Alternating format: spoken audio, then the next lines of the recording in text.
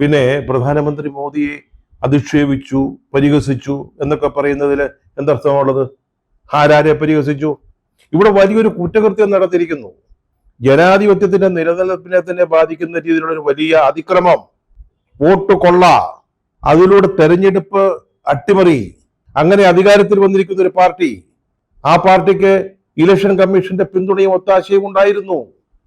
അത് ജനങ്ങളോട് പറയുന്നത് ഇന്ത്യയുടെ പ്രതിപക്ഷ നേതാവാ. എങ്ങനെയാണത് അധിക്ഷേപമാവുന്നത്, ആക്ഷേപമാവുന്നത്? നിങ്ങൾ ചെയ്തൊരു തെറ്റ്, കുറ്റം ജനങ്ങളുടെ മുമ്പിൽ അവതരിപ്പിക്കുക മാത്രമാണ് ചെയ്യുന്നത്. അതുപോലെ രവിശങ്കർ പ്രസാദ് പറയുന്നു, നമ്മുടെ തെരഞ്ഞെടുപ്പ് കമ്മീഷനെ രാഹുൽ ഗാന്ധി ആക്ഷേപിച്ചെന്ന്. വിമർശിച്ചു എന്നുള്ളത് ശരിയാ. കാരണം ഇലക്ഷൻ കമ്മീഷന്റെ ഭാഗത്ത് നിന്ന് വലിയ വീഴ്ച സംഭവിച്ചിരിക്കുന്നു. അതിന്റെ തെളിവുകളുടെ ഡേറ്റാസ് രാജ്യത്തിന് മുമ്പിൽ സമർപ്പിച്ചുകൊണ്ടാണ് രാഹുൽ ഗാന്ധി സംസാരിച്ചത്. തെരഞ്ഞെടുപ്പ് കമ്മീഷനല്ല, ആരായാലും അധിക്ഷേപാർഹമായി ഇത് ചെയ്താൽ, അതും ചെറിയ കാര്യങ്ങളൊന്നുമല്ല, ജനാധിപത്യത്തിന്റെ നിലനിൽപ്പിനെ തന്നെ ബാധിക്കുന്ന തെറ്റുകൾ ചെയ്താൽ, ജനാധിപത്യത്തിൽ വിശ്വാസവും ജനാധിപത്യം പുലരണമെന്ന് ആഗ്രഹവുമുള്ള ആളുകൾ അതിനെ എതിർക്കും.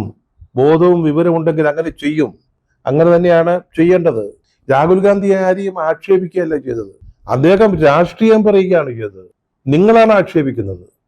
നിങ്ങൾക്ക് മറുപടി ഇല്ലാതെ വരുമ്പോൾ നിങ്ങളാണ് പരിഹസിക്കുന്നത്.